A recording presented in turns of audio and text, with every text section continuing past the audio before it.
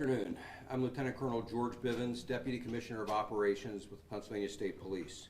With me here this afternoon is Major William Maitland, Pennsylvania State Police Area 1 Commander. To recap, Michael Charles Burham, 34 years of age, was in Warren County Jail on a $1 million bail for kidnapping, burglary, and related charges. During the late hours of Thursday, July 6th, Burham escaped from the Warren County Jail. Burham is a self-taught survivalist with military reserve experience. We believe he is prepared to survive in the woods. As previously reported, our searches have revealed small stockpiles or campsites in wooded areas.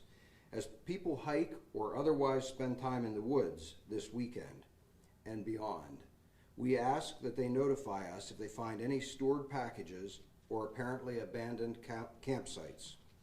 I continue to ask residents of northwestern Pennsylvania and western New York to regularly review their doorbell and surveillance camera footage for anything they think might be helpful to the search. The response to this request has been very helpful, both in identifying possible sightings and in ruling others out. As an update, yesterday I played a video here and it was carried by the media. We received several other tips that are still being vetted, but we can now also say with relative certainty that thanks to the public response from that airing, the individual depicted in that video is not Burham. We still have strong reason to believe he is in the area, but we now know not to rely solely on that particular video as we attempt to determine his physical condition or other things that we might from any particular video. We continue to ask that people nationwide familiarize themselves with the picture of Michael Burham, and please contact us if you believe you may have seen him. I also renew my request that residents check the area around their homes to make sure vehicles, sheds, their homes, and anything that might be useful to Burham is secured as well as possible. He is no doubt becoming more desperate and will attempt to acquire the things he needs to survive. We ask that people in this area, either residents or visitors, pay particular attention to small items they may discover missing: a tarp, a blanket, clothing items, lighters or matches, food, etc., from their campsite, storage sheds, and garages. During the past 24 hours, we have received several tips in and around the Warren area that have resulted in wooded searches, dog tracks, or clearing of structures. At least one was promising, but none have been conclusive at this point. I reiterate that Burham is to be considered armed and dangerous. We ask the public, please do not approach him. The public is reminded that a reward totaling up to $22,000 has been offered by the United States Marshals and Crime Stoppers for information leading to the apprehension of Michael Burham. We continue to conduct a very active investigation utilizing in excess of 200 state, federal, and local law enforcement officers and significant technological resources. At this time, we are not recommending cancellation of outdoor activities. We ask that if you encounter police activity in any particular area, you simply keep your distance and allow law enforcement teams to do their jobs. Anyone with information or concerns is asked to contact our command post. The tip line is 717-265-9650. Finally, I'd like to thank the media for their continued support with the flow of information to the public as we go into the second week of this search. It is critical that the public has access to factual information, and we welcome the opportunity to address rumors or concerns that may surface. And with that, I would be happy to take any questions you might have. What changed in the last 24 hours regarding the video that now you say it's not him? We actually had someone come forward. That's why I said we're appreciative of the fact that it was aired. We had someone come forward and assist us with identifying the person that it likely is. And while we can't say 100%, I no longer believe that that video is likely Burham. We do have, as I mentioned, other information though that that video was used in conjunction with, but we had other information that he was in the area where that video occurred, and we do still believe that information is accurate. But it was helpful to us because we analyze every piece of information. If we know that something is no longer, in this case, a video of him, it doesn't factor into our assessment. Are there any other video doorbell recordings that you've seen that may be him in the video? We have some other recordings. There aren't There aren't any that I would say that we have concluded they are absolutely him.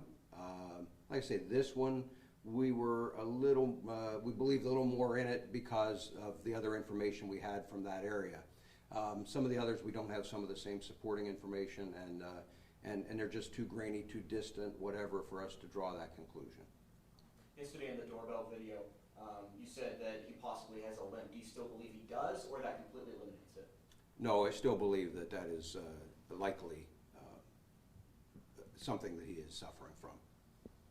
Can you give us any updates on the investigation into the possibility he may have had some inside help at the jail to escape? The jail investigation is being conducted by the City Police Department along with the District Attorney's Office, and so I'm not in a position to comment on their investigation. I anticipate that in the not too distant future they will have concluded that investigation, and we'll have a better idea of the results of that. I will tell you that our investigators are regularly in contact with them. We have done our own interviews, but again, our focus is on collecting information that would assist us in the capture of Burham, and our focus is not necessarily the mechanics of the escape.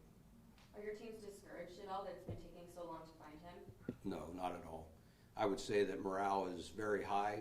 We've been down this road before, and our people know that it sometimes takes time to find somebody. It's a vast area, very difficult terrain, but you know, the troopers, the marshals, the border patrol people, any number of our partners that are out there, I will tell you that I'm very pleased with the way morale is and the spirit with which they go out every day or every night. It's certainly around the clock operation, and we have volunteers in addition to the people that we've got assigned to it.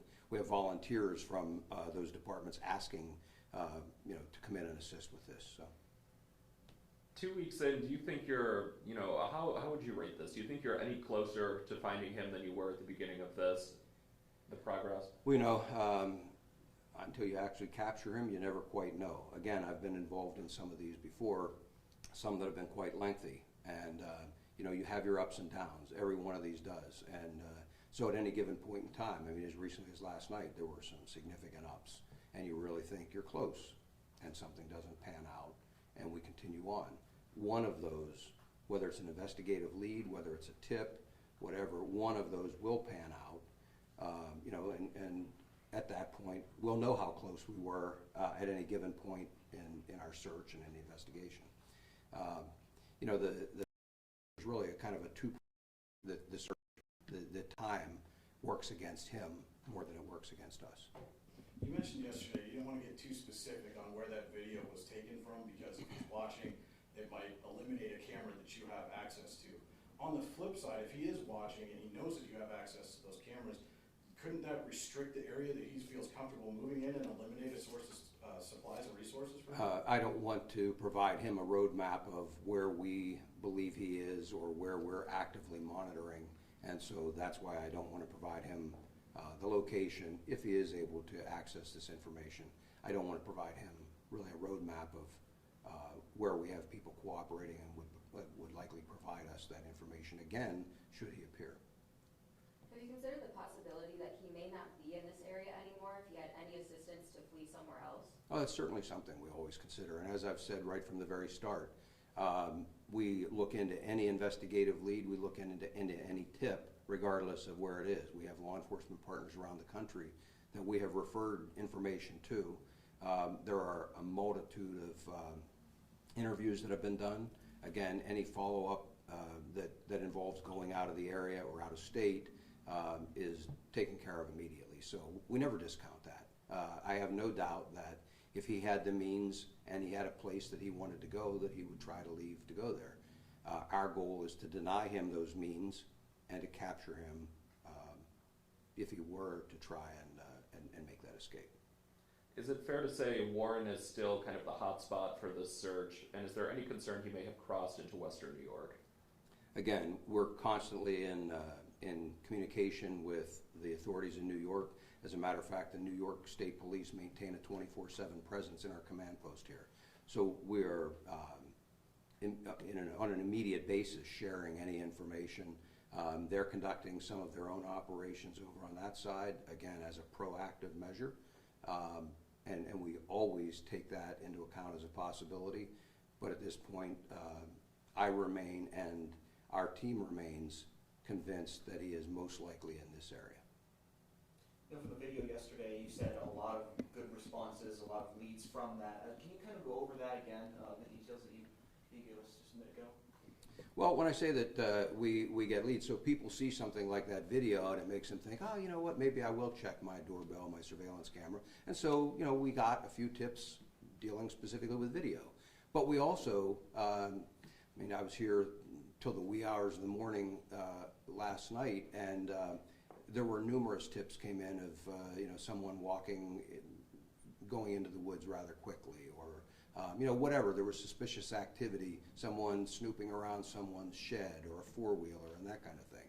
And so those all get a response in addition to the proactive searches that we're doing.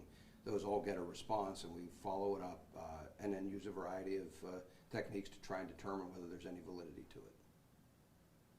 Do you have an update on the drone that you said you've been looking for? No, as a matter of fact, I just checked with the investigators before I walked over here, and we still have not located the specific drone that we're looking for.